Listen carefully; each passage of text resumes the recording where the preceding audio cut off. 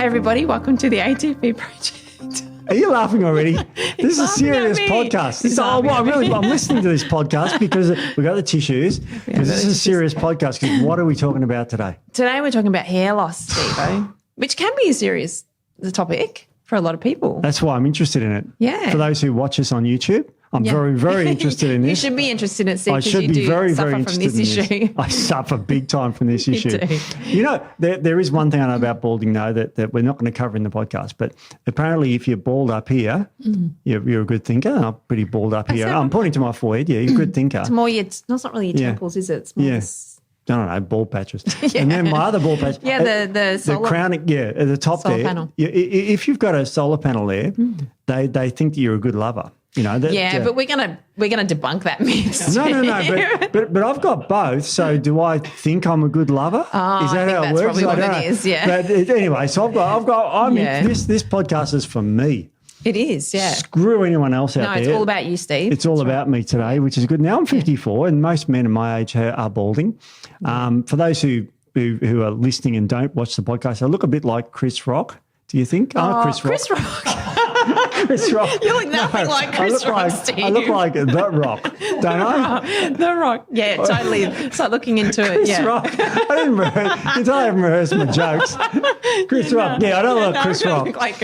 No one slapped me in the face for mentioning their wife or whatever. No. The Rock, Steve. Yeah. The Rock. Yeah, totally. Exactly like Jason Statham. That right? Jason Look like Statham, him too. Yeah, completely. Because they're almost as good looking as me, aren't they? Almost, not quite. Yeah, I know. Yeah. That's right. Yeah, okay. Quite. So that's for those who just listen. Actually, I think Jason Statham's about my age. Yeah, he is. He's 50. I might have looked it up once. Oh, I think he's like 54. Oh, yes, like and he used to dive, and I was a state diver.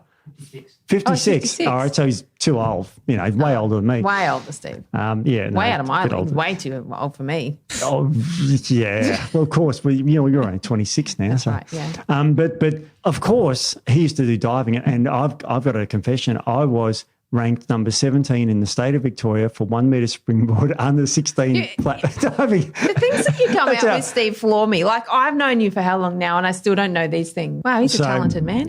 Look, all of us baldies get together and we all know this stuff. So it's good. Now, you sex symbols, Steve. Now, we've got reasons for hair loss. Now, I mean, there's so many now. Obviously, men cop this a lot. And we get a thing called male pattern baldness. But the technical term is alopecia. So if you hear alopecia mentioned, it just means hair loss. So don't freak out. But there's all different types of alopecia. Yeah.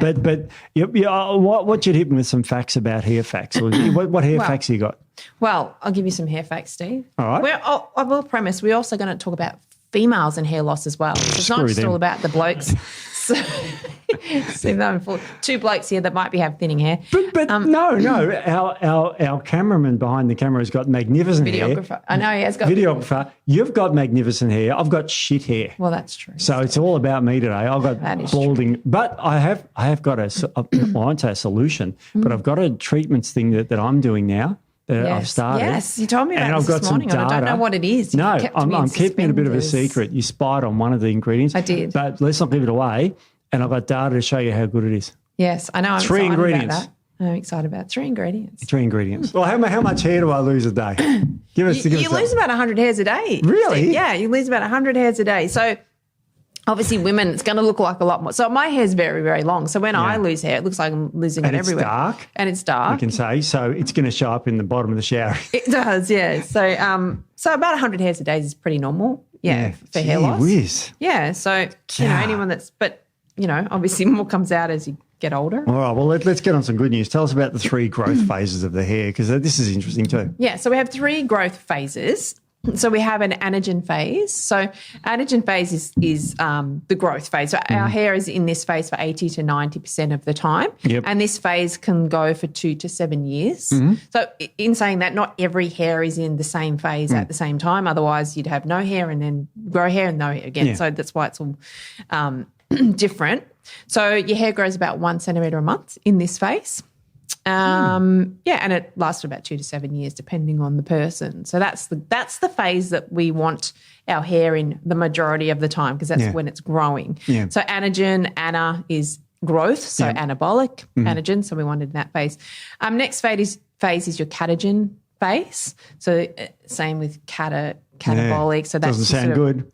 Breaking down phase. So this is sort of about a 2 to 3 week transition where the growth stops. So in this phase, the blood supply is cut off to the shaft. This basically slows down that phase. So about 10% of hairs are in this phase at any one time. And then the last phase is your telogen phase. So, and this is the resting phase. So this is the phase that we don't want to be in for too long. So this can last for about 3 months. Wow. And we're going to talk about stress, but stress can cause this to be longer. Like it can be in that resting phase for a lot longer than your 3 months. And that's when you can start to see the hair loss because you don't have that, not going back to that anagen, that growing phase. Right. Yeah. And then there is one more phase, but it's not really a phase. So the exogen phase when it all falls out or when the new hair pushes the old hair out of the follicle. That's the phase I'm in at the moment permanently, by the sounds of it. I think you might be. Baldy. So those phases are interesting. Now, there is 2 chemicals I want to highlight which actually help your hair grow. And they're not directly, people have heard of these things, these chemicals, but they're not directly associated with your hair, or you may not associate with the hair. The first one is insulin-like growth factor 1. Yeah. Now, if you're out there and you've listened to our Build Muscle podcast, IGF-1, insulin-like growth factor 1, is a potent androgenic thing that grows muscles like mine. Massive. It's massive muscles. Massive muscles. Yeah. Now, the other one that grows your hair is prostaglandin of the 2 series, so the PGE2. Now, this one is when you've got inflammation. Yeah. So you've got to remember anything with an even number drives up inflammation. Yeah. So prostaglandin of 2 series, omega-6 oils, leukotriene B4, leukotriene B2, they're all inflammatory. So this is an inflammatory chemical that we usually think of our enemy. But I'm going to show you how oils, because oils, omega-6 oils, are very inflammatory, but they're also, some of them specifically can be very, very good for your hair. And that's one of my secret ingredients. He's giving it away. Giving it away. Now we were talking to one of the other staff members here who's got very bad DONS, which is that delayed onset muscle soreness. And that's driven up by certain chemicals in the body that send signals to your brain that stimulate pain, called substance P. Now, substance P is also associated with our hair as well. It is. Isn't that amazing? I know. Yep, it is amazing. I mean, like these chemicals that you think are bad, the prostaglandin 2, substance P, terrible, and that sort of thing. Now, prolactin, the last of our favourite chemicals, is one that I've probably got loads of because look at me, I'm bald.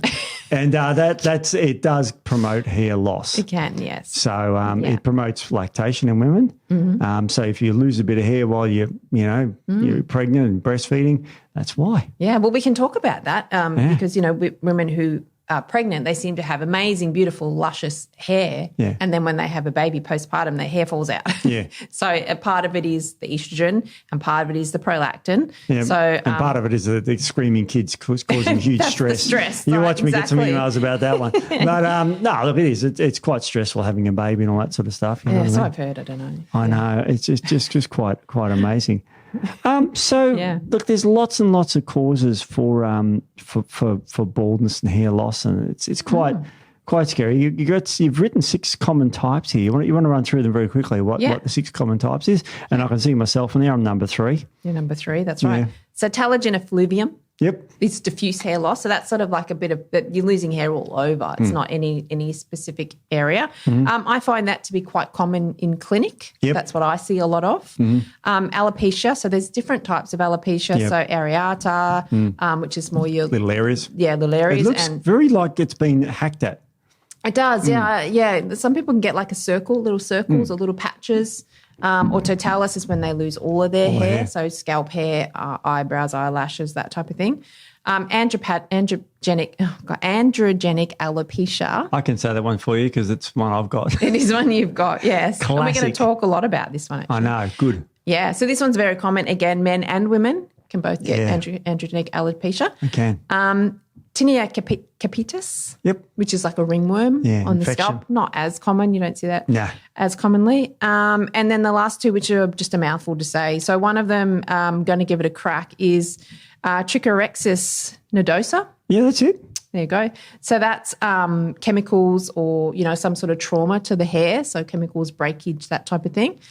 And then the last one is trichotillomania. Thank you very much. And that's where people have a mental health disorder, but they chew on their hair and they pull their hair and eat it, and it's just So it's a little bit more like not so much hair loss, but it's he's part of it, essentially. And that one can have a relationship with stress, which is we're going to talk about. Stress, as well. yeah, geez. So, and you can have more than one type of hair loss at once. It doesn't have to be just one. So you could be on number 3 and something else. Yeah, definitely. Oh, geez. Yeah, I know. This is all bad news so far. It is all bad news. But we do have to, the elephant in the room is hormones. Yes. So there is something to do with hormones here, because you got beautiful hair, I've got shit hair. Mine's grey and bald. Yeah. And yours is dark and lush. Well, I will say that I have experienced hair loss myself. Quite significant hair loss. So back years ago, about 18 years ago. So you were 7 years old, yeah? I was 7 years old. I used to have very, very, very thick hair. And I went through a significant life trauma, life-changing trauma, which caused a lot of stress for a lot of years. So my hair fell out. I lost half my hair. So to the point where I was pulling off handfuls off my shirt. So it was falling out in handfuls. And we'll talk about stress, but it didn't happen at the time of the event. Right. It happened sort of 12 to 18 months later. Wow. I mean, the stress was still there, but yeah, it waited till a little bit later. So I have experienced hair loss. So I understand how traumatizing it can actually be, particularly for a woman. Oh, for a woman, yeah. Yeah, it can cause severe, depression for a lot of people. They don't want to go out, or women particularly don't want to go out. They don't want to be seen with, And look, initially when I was lucky that I had a lot of hair, because people didn't notice it. I noticed it a lot. But I didn't want to go out. I was so embarrassed that I wouldn't look people in the eye. I would wear hats. Wow. Worst story ever. I ordered a wig. Really? Paid $4,000 for this wig, this weave thing. Never got it. He ran off. So he screwed me over. What? He screwed me over, which is good in the long run, because I didn't really need one, I don't think. But in my mind, I was bald. And I look back at photos now and I was not bald. But definitely my hair was thin all through. All through my scalp, it was very thin. So I mean, we joke, and there's lots of jokes about hair loss, but it can be quite significant for people, particularly women. So we will talk about some key drivers of hair loss. Okay. And then at the end, we'll talk about some possible solutions. I mean, we don't want to say that we know how to fix people's hair loss, but there are some of these drivers. We correct the underlying driver, and I'll say this more so for women, but even men, where it is an androgenic alopecia, it can definitely help with their hair regrowth as well. So hang out for those. I know. We've got good news at the end. And we have got some good news. And we've got, we have to, the elephant in the room is the hormonal imbalances with the high androgens for men. Yeah. Now we... men have more androgens, which are more male-orientated hormones like testosterone, and there's a very potent androgen called dihydrotestosterone, DHT. Yeah. And we get lots of that. And 5-alpha reductase, the enzyme, turns testosterone in men into dihydrotestosterone. That's right. And this is one of the drivers of hair loss in men. Yes. Now, without going too much into drugs, there is a drug that can reverse that, which is finasteride. Yes. I've tried it. Have you? A few years ago.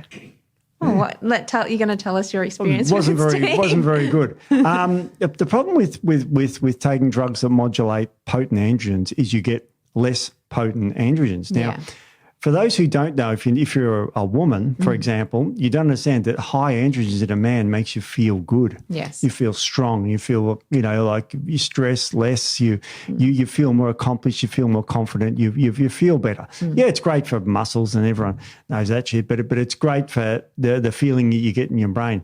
And when you take finasteride, when I took finasteride, that feeling went away and you become insecure and very strange feeling in your head. And in 2 weeks, I was off it. So I was like, that's not worth it. I thought I'd give it a try. Yeah. That was years ago. Yeah. So I haven't taken finasteride for absolute years. The side effects aren't worth the hair.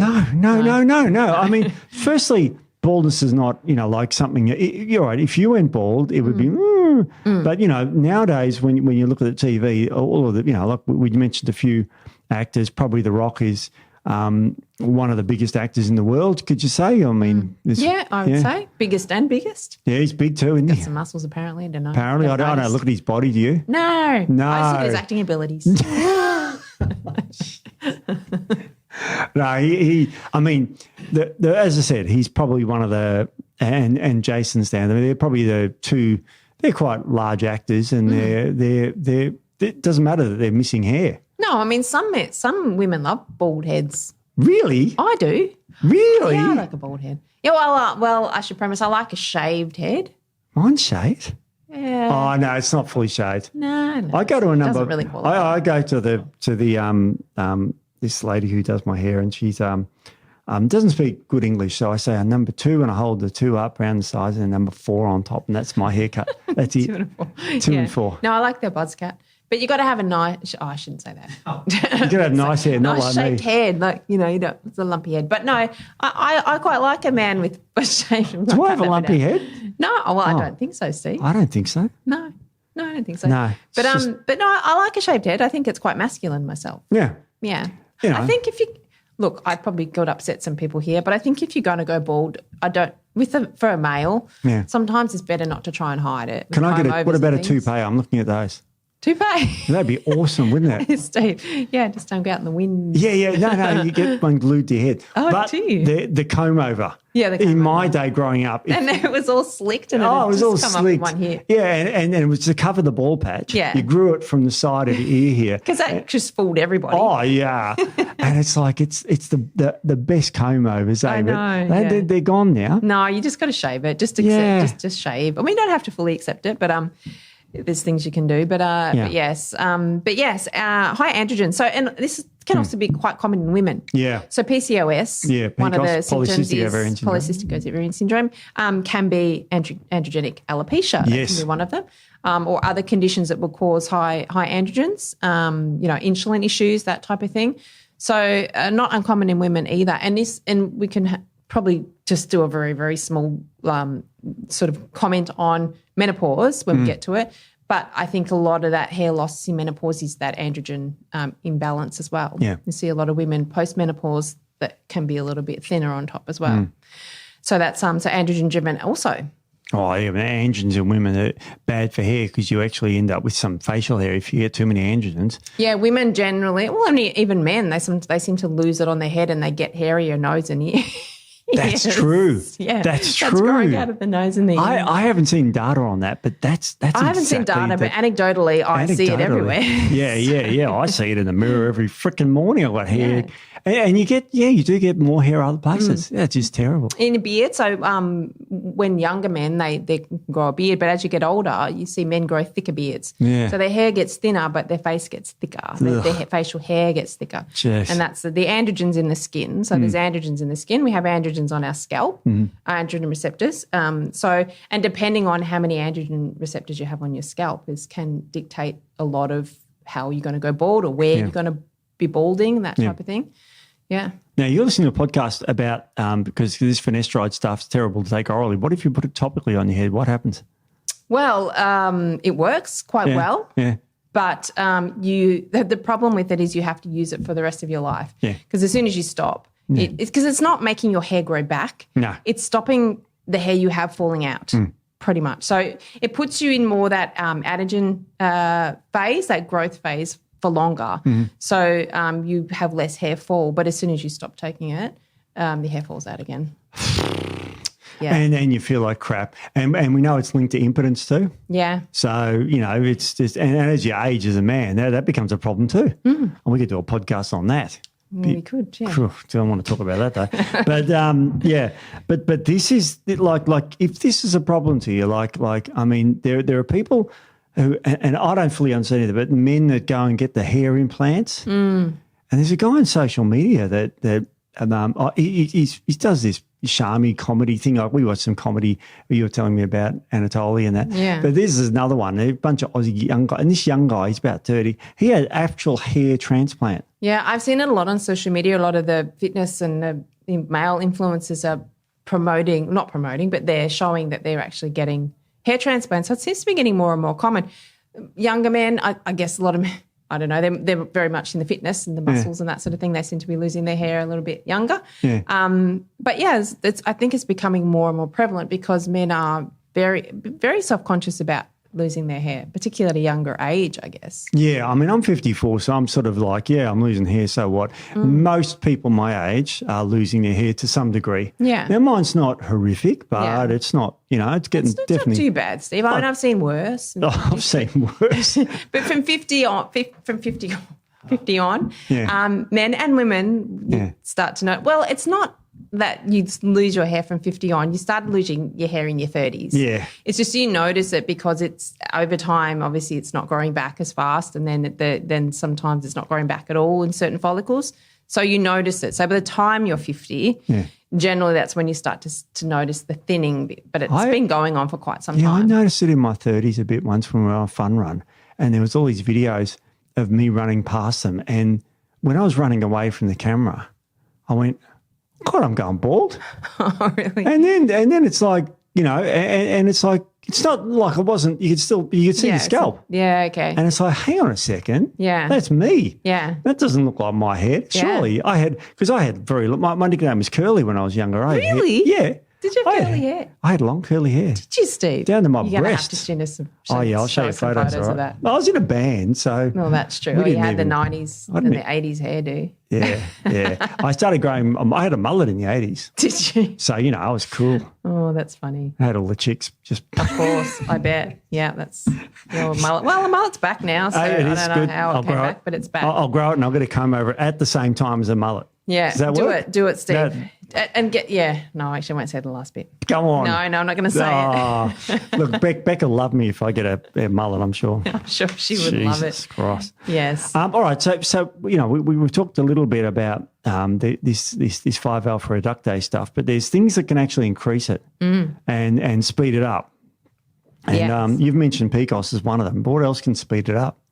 So elevated insulin. Right. So PCOS is related to insulin and testosterone. So elevated insulin levels, PCOS, as I said, inflammation. Yep. So particularly in the scalp, so that can cause issues as well with your 5-alpha reductase. Hypertriglyceridemia. Yep. So that's high triglycerides fat in the blood. Emia. Yep. Gotcha. Yeah, exactly. And obesity. So that's due to inflammation, that type of thing. Yep. So there's some of the reason. There's some of the things that it can be genetic too. It can be genetic. We didn't cover that. What's the polymorphism? Remember all those letters and numbers that you... The 5RD, 5A2. That's it. Polymorphism, Steve. That's it. That's the one. Yeah. 5RD. So the type 2 5-alpha reductase makes the most DHT compared to type 1. Yep. It's still bad for your prostate too. It is. So, that's exactly right. So a lot of some of the solutions that we're going to talk about, or some of the things that can slow it down, are treatments for prostate issues as well. Well, finasteride and durestide are prostate drugs. Because that's driven by the 5-alpha reductase as well. Wow. And you mentioned menopause in women. Yeah, so menopause, this is post-menopause or even perimenopause, you can start to notice it a bit, but menopause and post-menopause, you can start to see a significant thinning of the hair. There is a factor with estrogen. So estrogen does help with hair growth and hair health and that sort of thing. And, of course, estrogen is anabolic as well, so it grows. So the reduction of estrogen definitely is a factor.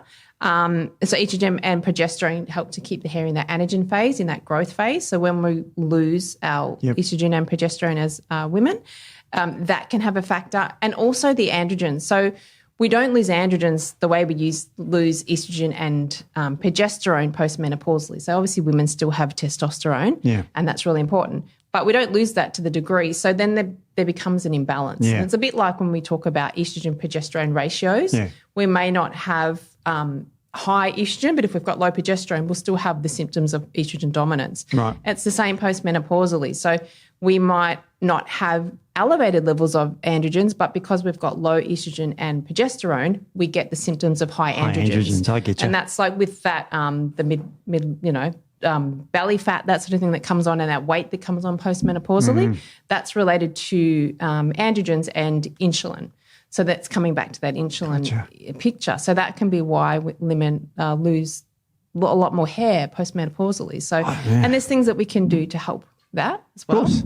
And you mentioned also women's more common to have hypothyroidism. That plays a role too. Yeah, that does play a role. See, I have a theory. I don't know if it's really the right theory, but I'm going to look into this a lot more because I'm doing a lot more research into thyroid.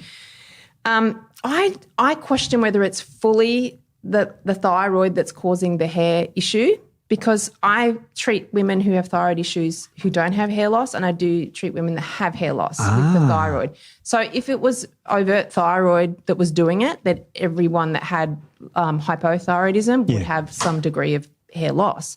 So what is going along with it? And then my theory is when we have issues with the thyroid, it's not the thyroid that's the problem, it's something that's triggering the thyroid to respond in that way, whether that be obesity, whether that be inflammation, whether that be infection, that type of thing. So I question whether that is the case, but losing that outer third of the eyebrow, that's pretty classic thyroid. Yeah. So there is still DHT in that sort of thing in your eyebrow hair as well. So, but yeah, I don't know whether fully it's thyroid, but this is just my own opinion. But it's our show. We can say what we want. I can say whatever we want. And I think if it was thyroid that caused it across the board, then everyone that had thyroid issues would lose their hair. Yeah, would have some thinning hair, and not everyone does. Not everyone does. Yeah. No. So, but definitely hypothyroidism is a factor, and it's whatever could be driving that thyroid condition that could be causing the hair loss possibly. Wow. So that's just So it's really interesting. So that's another cause of hair loss. Another one is, of course, stress. You mentioned it earlier. Yeah, stress. And you personally mentioned it earlier, but there's a really great biochemical pathway starting with the pituitary in the brain, all that sort of stuff. Yeah. It's quite incredible, isn't it? You want to talk it through? So we have heard about the HPA axis. Obviously, everyone's heard about the hypothalamus, pituitary, adrenal axis. Good. Yep. So the skin actually has its own HPA axis. Yes. So skin, obviously, that includes the scalp. So the scalp has that HPA axis independent of the systemic, cortisol production and that type of thing. So the stress response obviously can happen systemically, but it can happen locally on the scalp as well. So say someone is tested for, their adrenal profile, so they're getting their cortisol and that sort of thing checked. That may be normal, but they could still be producing a lot of cortisol in the scalp. Whoa. That could be causing issues as well. So it doesn't, sort of that more local HPA or cortisol production isn't impactful systemically as much. But we don't know fully. It's like everything in medicine that we learn. We then have to learn something else because they've shown, we have so much testing and availability now. We can look into things so much more than we could even 10 years ago. That old theories now have to be re-looked at because they don't. We've seen different sort of scenarios. So, but who knows in the future whether that sort of more local scalp or skin cortisol does have more of a systemic impact. We don't know. It's incredible because that'll break down the skin and cause terrible skin. You get a high cortisol there. It's terribly catabolic. So, so a lot of inflammation. So you've got a lot of different things going on with histamines. You've got obviously inflammation, then you've got stress related to that. So they all combine to cause issues. But if you're someone that suffers from histamine issues and significant allergies, seasonal allergies or other histamine type issues, we've got a histamine podcast coming out at some point. Nice. I'm just looking at that. I don't know when it's coming out. You never know. May have, I don't know. It's in the can. But then you find that you're getting more hair loss, and it's more diffuse hair loss more than that sort of patchy. Elevated mast cells can be a factor. Incredible. Yeah. Now, because you've disclosed you've got histamine problems, just before this podcast, and we're going to cut this out if you're not allowed to comfortable saying this, but you got bitten by a tiny little insect on your arm and it swelled up really red. No, you can't really see it as much now. It's not now, but it was like vicious. Yeah, no, it was. It was vicious. I go camping on Fraser Island with all the mites and bite me and I don't give a shit. I can't. Well, I think I mentioned in another podcast where I live, I got a treadmill because I can't go outside with the midges now. They come on at dusk and so I can't walk in the evenings anymore. See, they just don't worry me. It's just one man's food, one man's food. Yeah, it's just classically, so I've got really no problems with it. So it's funny how you've got that. I do. I mean, look, and I manage my histamines quite well, but I have genetic propensity towards issues. So I have to just be careful that I don't get overloaded with them. So any type of immune reaction can cause a factor for me. So the mast cells is, it's not an uncommon thing with hair loss. Wow. So therefore, if you get bad allergies, could that be related to hair loss? Yeah, if you find that you do have a lot of histamine issues and things, and obviously listen to the histamine podcast when it comes out, if it's not already out. Might be out. And you are suffering from thinning hair or you'll find your hair's falling out more, it could be a contributing factor to or the driver of your hair. There's so many factors. Now nutritional insufficiencies. This is quite common. Yeah, you want to hit us with a few. There's a couple of minerals that I'm... Well, I mean, low iron, everyone knows about. Well, do they? Well, I would assume they did. Wow. Maybe that's not as commonly known as possible. Remember. Well, that's true, I suppose. But yeah, people low don't iron. know about people don't know about low iron causing hair loss. Low iron can definitely cause hair loss. So iron, it plays a key role in hair growth. Yep. It's also red blood cells contain hemoglobin, which carries oxygen around your body. So we need to oxygenate our scalp to help with the growth. Also helps with getting nutrients to the scalp as well. So low iron really common with hair loss. And fun fact, to get your hair to start to grow again, you need your ferritin levels above 70. Ooh. So the research shows. Okay, so ferritin should be from 30 to 300. So if you get a test of 40, you could be in problem with your hair. Yeah, so I mean, a lot of people, I like to see ferritin. Well, I mean, it depends on the person. That someone could do really well on a ferritin level of 30, and someone might feel terrible unless their ferritin's over 60. So anywhere from 65 to 85 is good for women, cycling women. So, but then and this is the thing where if you've got hair loss and there could be an inflammatory driver, inflammation will drive up ferritin. Of course it does. You can't kind of look at ferritin as a standalone marker. Yeah. If you've got inflammation, it may be a false kind of reading. So if you don't have any inflammation and you just have iron deficiency for whatever reason, because there's a reason behind that as well, get your ferritin levels up to 70 before you can start to see any sort of improvement in your hair growth. So that's really interesting. Now, old men take zinc for their hair. What's that all about? Yeah, so zinc, it's a 5-alpha reductase inhibitor. Right. Now, that's our enemy when it comes to hair. Yeah. Because 5-alpha reductase makes too much DHT. DHT causes a male pattern baldness. Right. So zinc inhibits that. That's good. Yeah. Yeah. It also helps with the production of keratin. Keratin, yeah. So hair is made out of keratin. And it's needed for skin health as well. Also immunity. So if we've got good immunity, we'll have less sort of inflammatory sort of things coming in possibly. So zinc is really important as well. PPI use is really common, and we've talked about proton pump inhibitors. Yep. We've talked about that before. Yep. That can cause a lot of nutrient deficiencies. And I saw a client once, I think it was a long time ago, so I don't think they listened to this, but they were on a PPI for 25 years. And they had they were totally bald. Totally bald. They had their fingernails were falling out. They had no hair. They had no eyebrows. They had no eyelashes because they were so depleted nutritionally because the PPI had just caused malabsorption. Also stress, and then stress is related, as we said, to hair loss as well, and that can impact your digestive function, which can cause nutrient deficiencies as well. So, and there's so many other nutrients that are involved, and there's also biotin, that type of thing. So nutrient deficiencies is a common one also.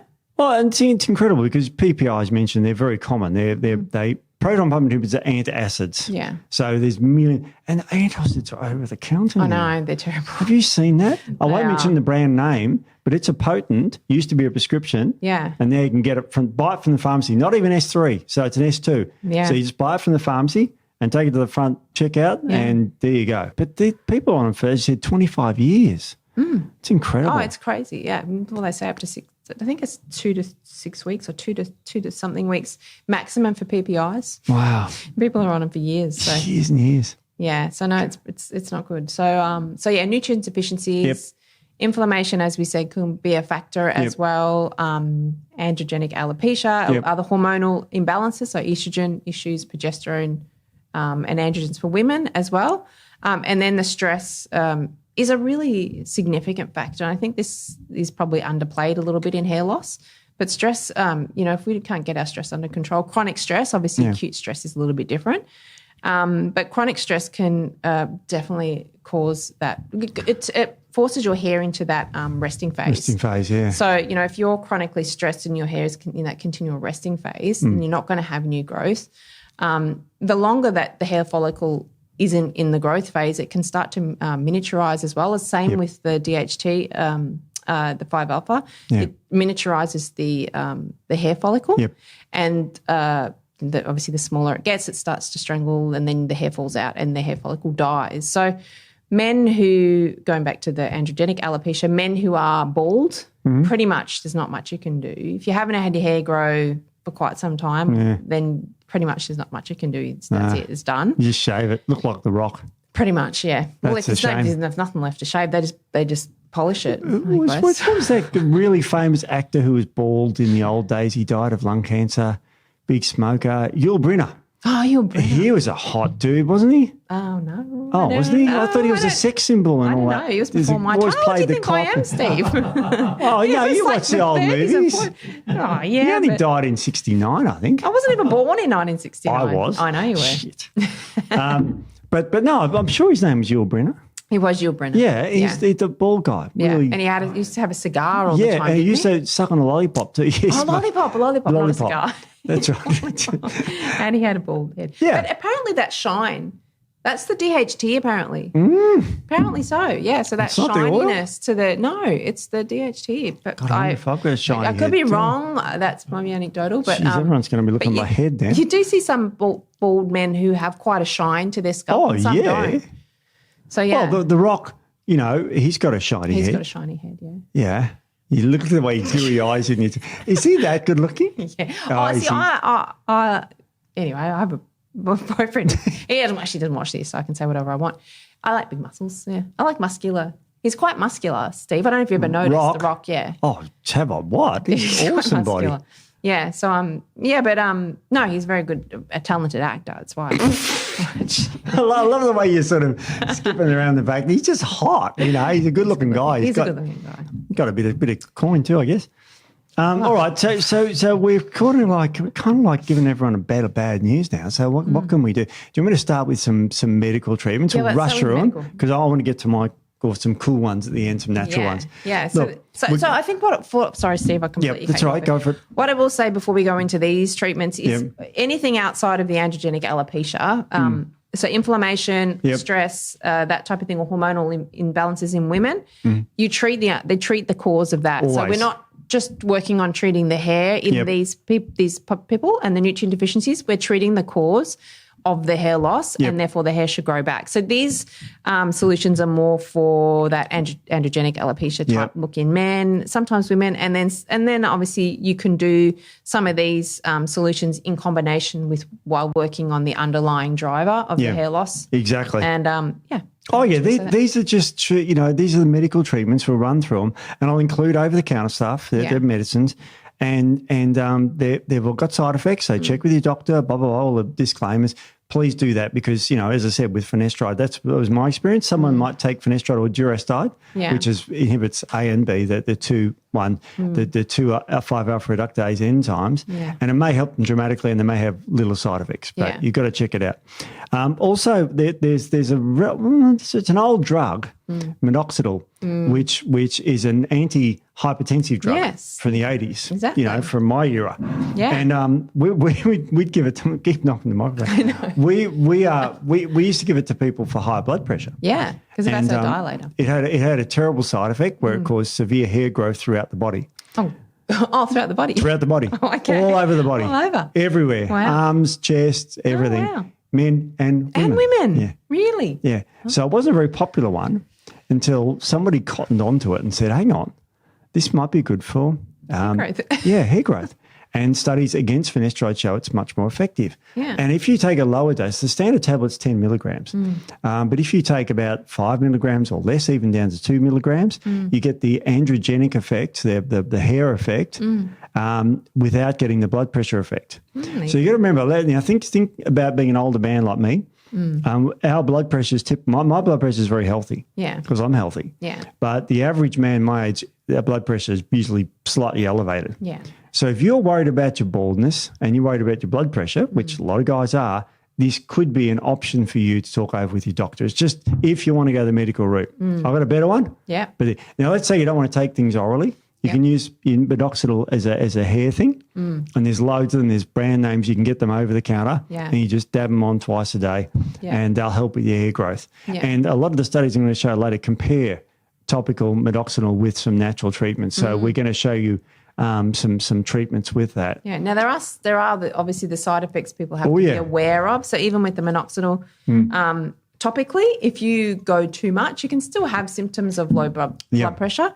So dizziness, that type of thing, maybe a bit of edema, that sort of thing. So you want to be careful. You don't want to load up on it. You want to start with the recommended dose and be patient, because sometimes it can take a while. So some people might use it for a week and then go, well, nothing's happening, so they double the dose. And then they can start to have some side effects or some symptoms of maybe low blood pressure with the minoxidil. So just be careful with your doses. Work with your GP. Yeah, well, with topical, you get it over the counter. Well, that's it. So you want to just be really careful. Costs a fortune, though. Yeah, and that's what you have to remember. Once you start, you can't stop, or when you do stop, you're just going to lose your hair again. So you have to make that decision before you start. It's pretty shitty, isn't it? There's no cure for this. But the fact is that this is an option. So there is an option. So there's other topical like spirulactone. That's an old drug that we used to give in the olden days. Well, that's still given to women for PCOS. PCOS, yeah. Yeah. My father-in-law's got a great story about spirulactone when he was graduating in 1969 medicine, but I won't talk about it here. But it's a fascinating drug treatment trial. So it's on someone who had severe kidney and fluid problems. But anyway, interesting stuff. Oh, so you're going to throw the line in and then just not? Yeah. No, it's a long story. It's beyond the scope of this. It was nothing to do with health. We'll save that one for next time. But there are lots of other treatments like low-level laser therapy for the scalp? Yeah, so that one, I mean, it's a bit, there's not a lot of research around it, but there is a little bit. So, and red light therapy as well is getting quite popular. Yeah, that stimulates blood flow. And remember, blood flow is part of the problem. Yes. A large part of the problem. Yeah, so getting blood flow to the scalp is really important. But, I mean, how many people can walk around all day doing that sort of thing? So it's hard to get that much blood flow that continually to have a huge effect. But actually, I've got a story for you. Yeah. When I was in America, it's about 10 years ago at an anti-aging conference, I was selling these low-level laser caps. So you could wear a cap and it'd be shining on your head all day. Oh, really? Yeah. Wow. So you just walk around with a cap on all day? Yeah, but it cost thousands of dollars. Of course it did. I looked at it. Anything hair I thought it might be $50. I'd buy one. Yeah. But I care a little bit about my hair, but not enough to spend the thousands of dollars on it. That's the problem with a lot of these hair treatments, is because they play on people's emotions, because it can be quite, as we said, traumatizing for a lot of people. So they will pay anything. So a lot of them are kind of charlatans. They charge way too much for these things because I know people are desperate. Well, it's one of those things that and this is a little bit like cosmetic medicine, is it blows me away what people spend on themselves to cosmetically look better. Yeah. I mean, and we're talking about mainly men today, but women do this. They spend an absolute fortune on things that you don't. Have you seen this show Botched? Yeah, I have. Oh, my God. The things that women do to their bodies, it floors me. It floors me too. And for men, it's like it floors me what men do for their hair. Yeah, it's not that important. I mean, at the end of the day, it's not. Like I said, men are quite masculine with no hair. So guys out there, just let it go. Yeah, but if you don't want to let it go and you're younger, there's things you can do. So, and I'm going to compromise a bit later and give you some solutions that are not going to break the bank and are not dangerous. No, that's right. And may help. Got evidence for it to help, so it's very good. So there's PRP treatment, which is plasma-rich plasma. Yeah, that's becoming more popular. There's it's still early, so research is still a little bit not great on that, but that's becoming quite popular and starting to show good promise. So platelet-rich plasma, PRP. They use it for the skin too, and women use that a lot for all sorts of things. Lots of different things, right? Joints as well, all sorts of things. So that's quite common in the US. Now, I've got my favourite, the next one here, hair transplants. Yeah, hair transplants. Again, like I said earlier, that's becoming really popular as well. Is it? I used to know a few people that used to go to Turkey. I don't know why everyone went to Turkey. It must be cheaper over there to get their hair transplants. So... yeah. It's like you really just go bald, wouldn't you? I mean, after transplants, like you get the hairs. Well, it's a bit different than, remember plugs? Yeah. They used to have plugs and you could tell it was pretty horrendous. But they're quite natural now. So they're obviously technology's improved. But they basically take a strip of skin from the back of your scalp and then they put on the top and that transplant the hair follicles. So the dead ones on the top, obviously they're dead. So they're the ones that are still growing hair from the back. Because generally the back of the hair is where you will least likely lose the hair. Yeah. So they take it from there. And I mean, as I said, I've seen on social media that men who log the progress of doing it. It's quite fascinating. And it's funny because when we were prepping for this podcast, our videographer sent some videos of the olden days of some hair. Well, you can't say who was in one of them, but the cricketers, a lot of the cricketers did it. The cricketers did it. Yeah. And so and there are, I won't mention brand names, but I know on the top of my head that where there people actually go just for hair treatments. Yeah. Well, like I said, when my hair fell out, didn't all fall out, but when I thought I was bald and I wasn't, I was looking for any solution I could find. I mean, as I said, this was 18, 17 something years ago. So I was looking at the red light therapy and the laser therapy and the hair weave things and all. It was so expensive, but I would have done anything. And I'm just glad that the guy did run off with my money and didn't get the wig because you got to glue the thing on and all this horrible stuff. So probably would have done more damage to my scalp than anything. Well, one mob that I know of that is huge in Australia, and I let me know if we can say this, so bleep it out if we can't, but Ashley and Martin, hair studios. Yeah. Oh, is that different? I don't know. Is that all right to say that? I mean, it's like they're absolutely huge. They're on every ad. There's TV. So there must be a market out there for what we're talking about. There is. There's anything cosmetic related, anything to help people's appearance, people will pay a lot of money for, which in one way I find, I guess, is a little bit sad because it's not what you look like on the outside, but I guess that's really important to a lot of people. Can I give a pet peeve that I was saying to my wife last night? And I won't mention names, but some people spend thousands cosmetically and do nothing for the body. I see that a lot. You see that a lot? A lot. Yeah, women. They will spend thousands and thousands on their face, but they won't exercise. All sorts of treatments that every week there's a new treatment. It's like anything. It's like diet pills and anything. Yeah. And we're going to do a podcast on weight loss tomorrow, I think, actually. Oh, yeah. So, but anything diet related, everyone wants the quick fix. They don't want to do and there is no quick fix to anything. There is none. No matter what anyone tries to sell you. Good, but it's a process. Yeah, it is a process. Good. So you've got some natural treatments here. I like this one. Yeah. Scalp massage. I love a good scalp massage. Yeah, so do I. Who doesn't? I love it. So that's, again, just bringing blood to the area, bringing nutrients, oxygenating the area, that type of thing. I'm doing it on camera now. You get those metal ones. But scalp massage, gentle brushing. I used to lay on the bed with my head over the edge of the bed and let the blood rush to my head for half an hour a night. Because that's one of your treatments here is going in inversion poses. Yeah, inversion poses. So obviously blood gets to the scalp. But again, you kind of got to do it for more than 10 minutes a day to have it really be worthwhile. But don't let your product and things in your hair. So women, don't let product build up in your hair for too long because it will clog the pores and that sort of thing. I find something very interesting about women. I wash my hair every day because look at it. It's about 5 to 10 millimetres depending. Seconds. Yeah, and I just use bloody cheapo soap, right? It's disgusting. I don't use shampoo in it because it's not really hair. It's more stubble. So it's true, isn't it? It's true. Yeah. So, but women don't wash their hair every day, do they? No, I wash my hair probably every 4 days. Wow. Sometimes 6, but if I'm lazy. But maybe every 4 days. And I probably could go longer. Really? Yeah. Because you don't want to wash it too often, but you don't want to never wash it either. So but some people have quite oily hair. So if you have oily hair, you probably want to wash it a little bit more, though the oil is there for a reason. I used to work with a lot of, probably upset people too, Gen Z now? Those guys. I don't know what age they are. 20s, the 20s? Yeah, the 20-year-old.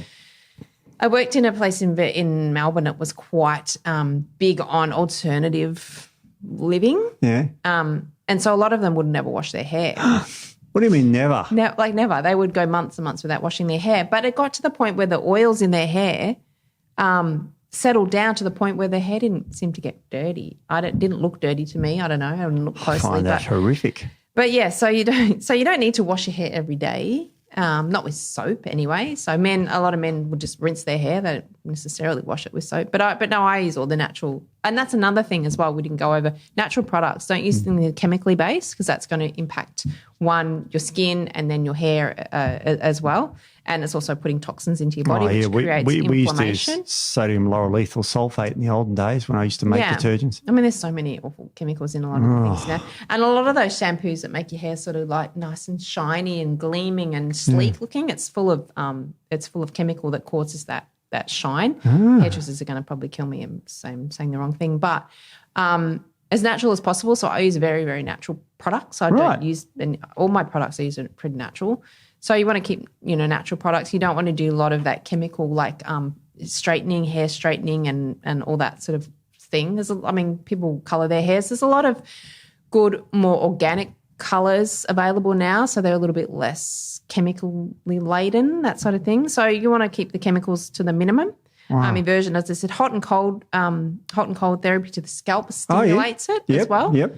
So it's another one. Then acupuncture, massage, lymphatic stimulation again, that type of thing. Obviously don't smoke. That's going to cause issues with your vascular system as well. Yep. And then blood sugar issues as well, as we said, which can then come back to that sort of hormonal stuff as well. So there's some things you can do at home that can be beneficial. Yeah.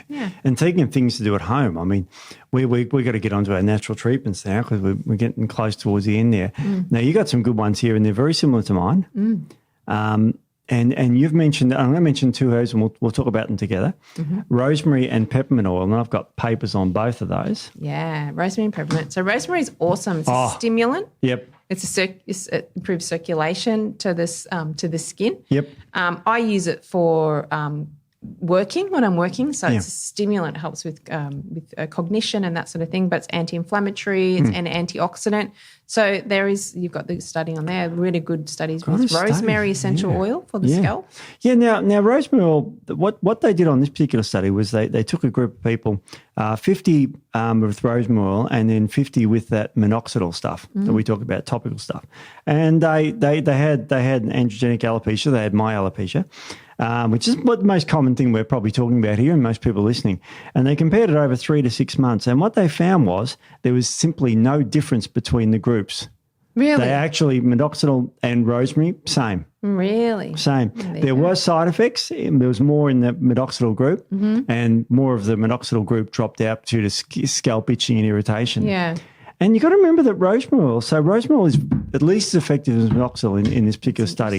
It was published in Skin Med, randomized controlled trial 2015. So, so just that for a sec. Now, rosemary oil is very good for your brain too. Very good. That's why I use it when I'm working to keep clarity. Exactly. Now, let's say I'm using it for clarity and I do use this. I put it on my head. I love you get ball patch. Yeah, it's got a perfect spot for it, my little ball patch there. And I smell it and it gives me good clarity. Yeah, it's great. It's really good. Yeah, it's really good. So and I put it in oil and I'll get to what oil I put it in later. Yeah, I'm curious I used to put rosemary in my shampoo. But obviously if you're not washing hair every day, it's going to be less effective. But you can just put some drops in your shampoo. And it's a few, you only need a few drops. Yeah. And it's $14.95 at anywhere. You can get rosemary oil anywhere. Yeah. But isn't that incredible? That just that. Yeah. So like if you're thinking, you know what, I just want my hair to be a little bit better, get some $14.95 and put a few drops in, it'll last you ages. Yep. And you can do something for your hair. Yeah. It's not like the most comprehensive thing. No, and it's good for other things as well. It's good for other things. It's got good side effects for your brain. Yeah, definitely. Now, the other one you mentioned there was peppermint oil. Yeah, peppermint oil. I love peppermint oil. Yeah, it's great. I've got pictures of rats I want to show you. Do you? I do. There's nothing to do with this podcast. No, it is a lot to do with podcast. But what this paper is, and this is a beautiful paper, and it's called Peppermint Oil Promotes Hair Growth Without Toxic Signs. That's the title of the paper. So if you're wondering, so nice one. And what they did was they tested this on rats, and they tested 4 different groups. So the groups they gave were placebo, jojoba oil, because that's got an effect too. What is it, Steve? Jojoba oil. Yeah. What do you? Jojoba. Jojoba oil. That's a male. That's male. So they also. I know. Yeah, it's like when they say quinoa, they say quinoa. And quinoa. What was the other one? The smoothie bowls. What are they called? They had a name. Acai. Acai. Yeah. My dad calls quinoa. No, it's quinoa. Quinoa. Q-U. Because that's men are very logical. Literal. We are. Oh, literal, yeah. And we should do probably logical smart. Not the right word. Oh my God, what was I thinking? Well, some men are, and some men are terrible. That's true. Jeez. Now, and then they gave the minoxidil group, the medicated group, and then they gave them the peppermint oil group. Now, I'm going to show you, because they did it on rats because they can control them. So there was no other, they didn't use shampoos, blah, blah, blah, blah. Now, have a look at this picture, and I want to describe it.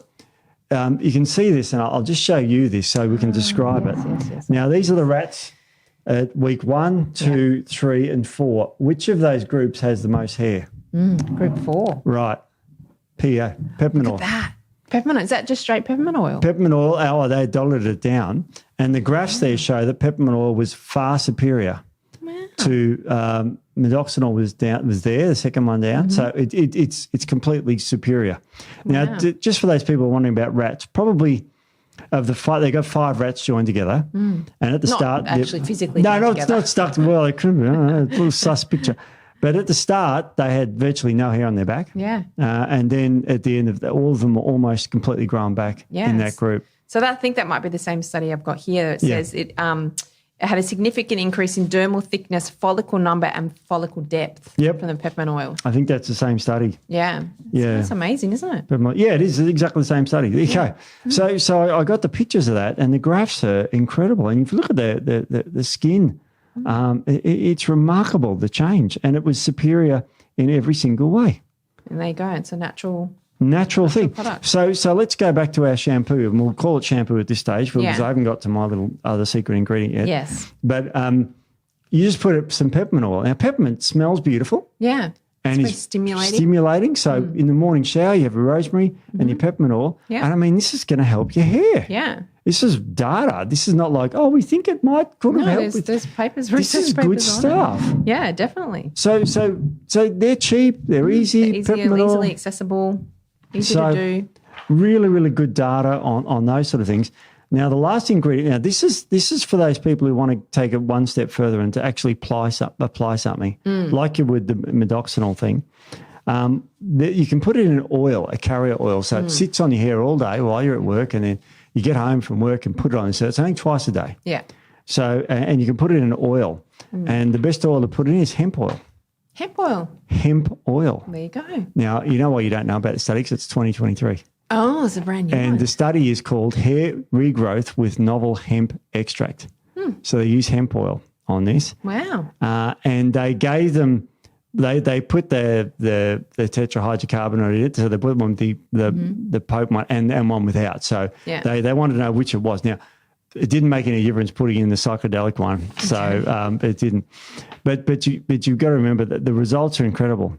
The range. The range of percentage hair increase, you're not going to believe this. And I'm going to do it word for word. So as people don't like reading off papers, whatever, stuff it. The results revealed that all subjects had some regrowth. This ranged from 31% regrowth of the hair to 2,000% regrowth of hairs. What? Really? Read the numbers. Oh my God! How long was it for? And we'll get to all that. But isn't that remarkable? That is unbelievable. Yeah, this is a study on 31 people, so it's not a massive study and all this sort of stuff. And they did that, and they did it for 6 months. Okay. Yeah, that's completely doable. 6 months. 6 months, yeah. So the average increase was statistically significant, 246% on average in men. Wow. Now there were some women in here.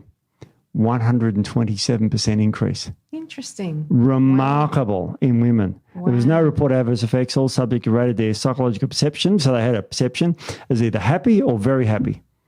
So absolutely remarkable. Wow. So isn't it?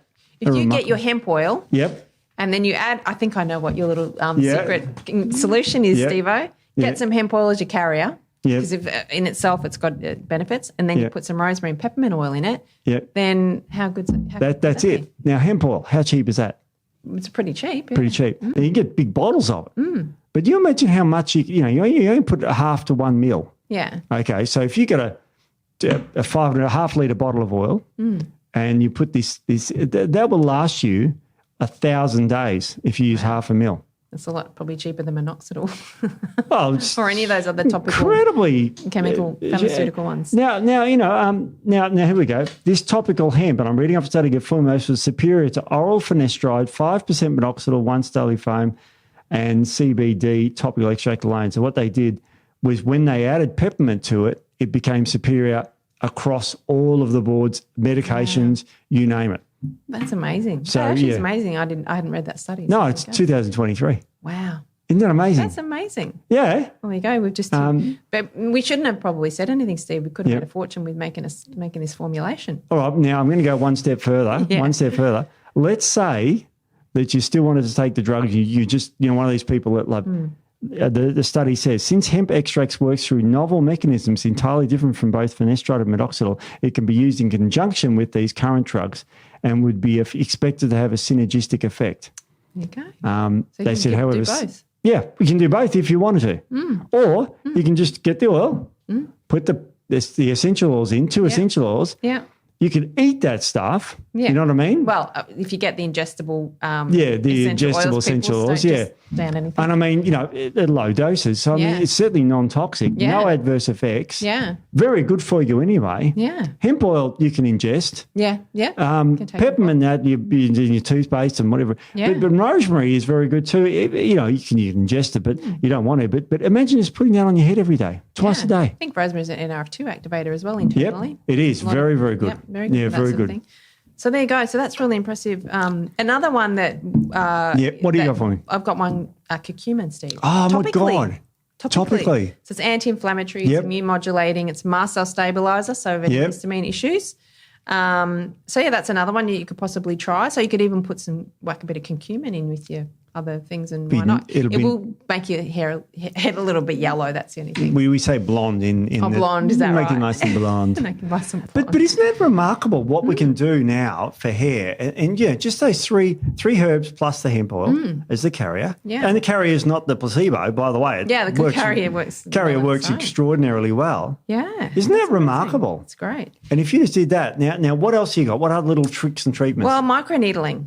Ooh. That's been around for a little while. So that's basically that. It looks like a little roller, and it's just thousands of little needles, and you roll it over your scalp. Wow! And the theory behind that is obviously brings blood to the surface, creates a little bit of trauma, so then they get that healing effect, stimulation. So we couldn't find a lot of papers on the effectiveness of it, but there's possibilities, potentials, but possibly adding in some of these essential oils while you're microneedling could help. Obviously, you don't want to damage your scalp too much, so you want to be really careful when you're microneedling because you don't want scarring, because when you get scarring, obviously you don't get hair growth where there's a scar. Yeah, true. So you don't want to have any scarring. So my wife does this to her face, by the way. Does she? Microneedles her face? Yeah. Really? Yeah. What does that do? I don't know. Okay. Looks like I've beaten her up after a while. Geez. It's no, she did it the other day. Really? See, I don't do any of that stuff. I don't know. I'm so out of touch. She does it with her mum. They have a fun day of doing all. So I've never been to a spa. Well, no, they do it to each other. They're bloody nurses. They, do all sorts of things themselves. Oh, goodness. Okay, well, there you go. Maybe do it on your face and your head. Don't know. So my microneedling could be a possibility. Actually, I didn't bring it in, but I did see a paper where microneedling and minoxidil combined had a fairly beneficial effect. Good. So obviously getting that more into the pores maybe is a factor in circulation. Yep. Here's another one for you, Steve. You don't hear a lot about this. I used to use this years ago. This is a Chinese herb called Polygonum multiflorum. I know that one. Yeah, it's called He Shu Wu. Shu Wu. You're making that up now, aren't you? He Shu Wu. Yeah, I'm making it. No, I'm not making it up. So this is what they call this is a qi tonifier. I'm not a Chinese herbalist, so I don't know a lot about Chinese. When was it first recorded? Like how long ago, AD? 812 AD. 812 So I love about Chinese medicine, Chinese herbs have been, our Western herbs have been around for a long time as well. So this was first written about for the benefits of your hair in 812 AD. Yeah. So in animal studies, Polygonium improved hair follicles. Yep. Earlier entry into the anagen phase, so that growth phase. Yep. It slowed that phase, phase converting into the catagen phase. So inhibited hair follicle apoptosis, which is cell death. Yep. And in cell studies, it improved the papilla, which is houses the bulb in the bottom of the hair root. It reduced DHT effects in androgenic hair loss, as we were talking about. Yep. Supposedly stops and reverses premature graying. That I don't know about that so much now. Well, premature graying. Premature graying. I'm old, so my graying Your graying is, But we've talked about that in the anti-aging podcast. We talked about how we can reverse hair graying in younger people. I care less about hair graying because it's like, I think there was a guy that worked here who was my age and he had jet black hair. I won't mention his name, but the sound guy, the videographer knows him. And to me, it looked a little bit. Oh, I know who you're talking about. Yeah, you might remember him. I know, yeah. And you sort of do it like you know. Yeah, it looked a little bit too dark. He had magnificent hair though. You've got to give him that. Yeah. Gee, it was a good head of hair. Yeah. And well, there you go. So here she will. I used it personally when my hair fell out, but I didn't address the underlying cause, so it didn't work for me because my underlying cause was stress.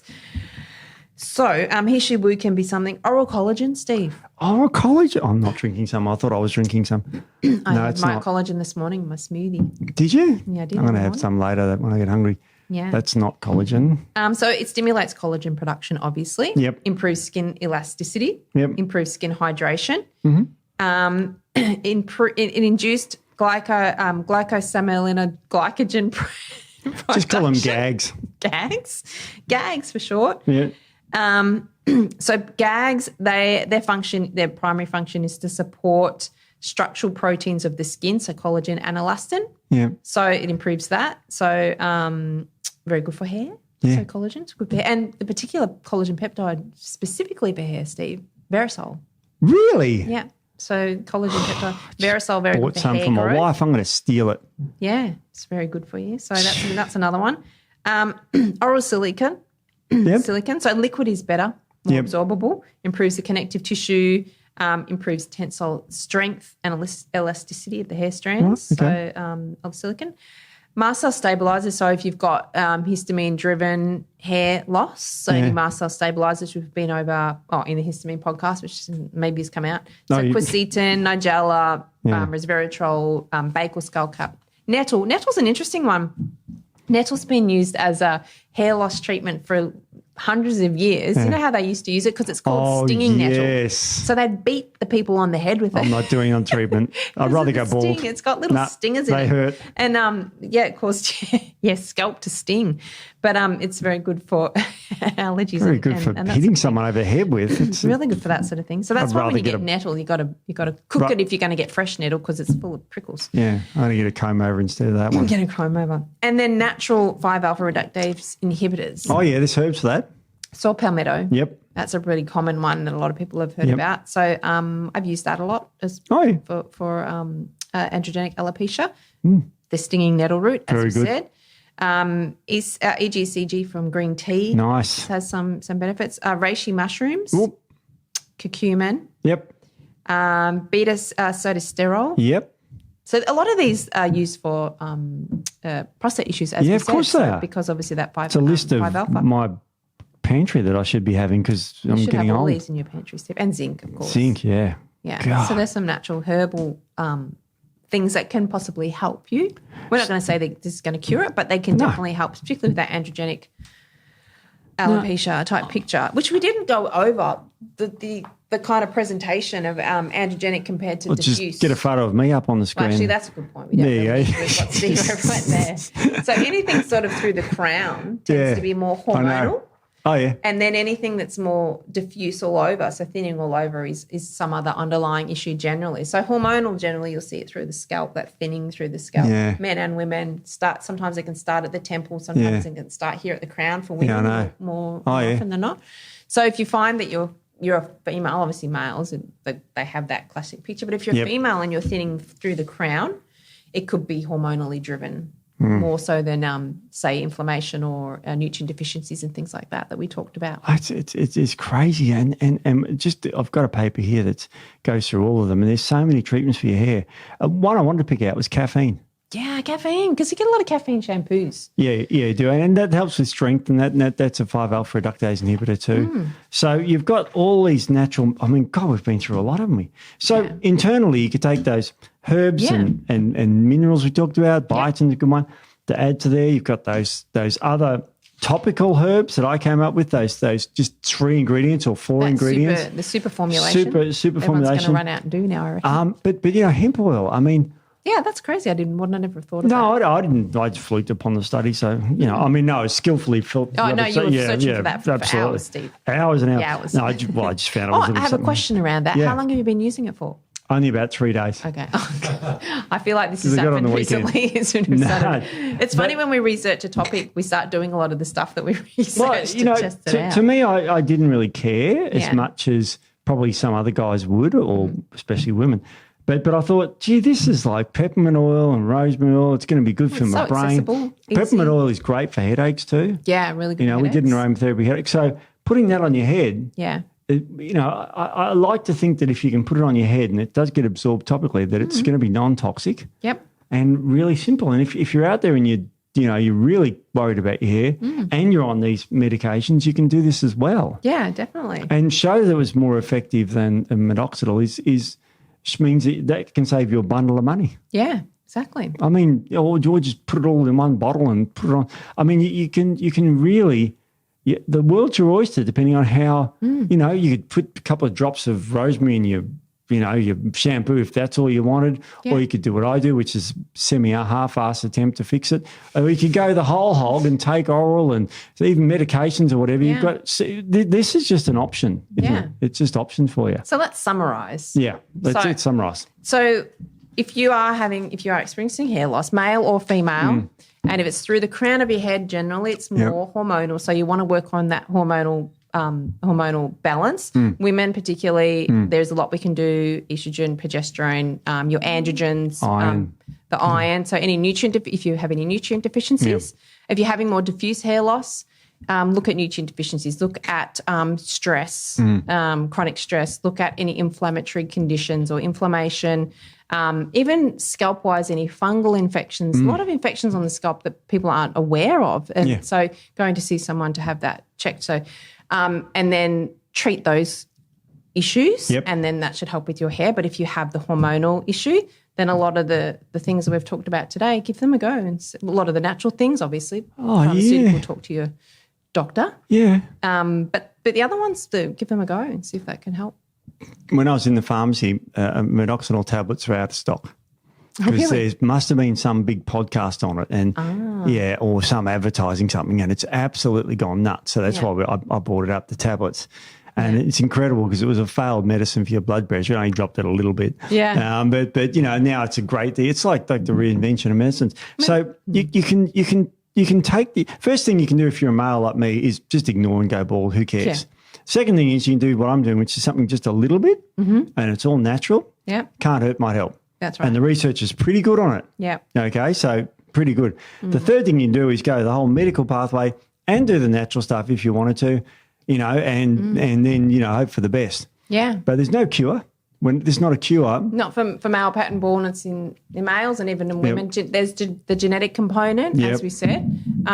I think for women too, they don't go fully bald. So they can have the androgenic alopecia, but they won't go fully bald like a man. They won't lose their hairline generally. Yeah. It'll just go really thin through the crown. Not very often you'd see an older woman with completely, I have seen with the bald top of their head, but generally not. It's thinner. But in women, as I said, it's a little bit more treatable because it's more an imbalance between those androgens and then your female sex hormones. So if you can get them a little bit more balanced or postmenopausally, if you can work on your insulin levels and keeping your androgens, balanced, that can be helpful for women. For men, yes, you can work on that 5-alpha reductase inhibitors. Give them a go. Absolutely. So, there's things you can try. Cool. Well, I'm going home to put some stuff on my head now. Everyone's going to go race out and make that formulation. Well, I'm going to add to it. Okay. Yeah, just some more essential. I'm going to put the curcumin oil. Are you? Yeah. We'll know next fortnight when we come and see when he comes in with a yellow head. Because I'm going to ask one of the girls to get a sample from the stock we've got out the back. Oh, no. We recorded that. No, I won't do that. I'll get some from the farms. Cheap stuff. It is cheap. Yeah, and you don't need to buy the super expensive curcumin if you're going to put it on your head. I'm going to put it on my head. I'm going to come in like a blonde. Watch this space, people. In the next 6 months, let's come back and Steve will have the big afro. Yeah, that's it. Big afro. That'll be it. Yeah, like my old days. All right. Well, this has been fun. That's been fun. I feel more enlightened now about it all. So thanks, Nic, and we'll be back next week. We will. Thanks, guys. See ya. See ya.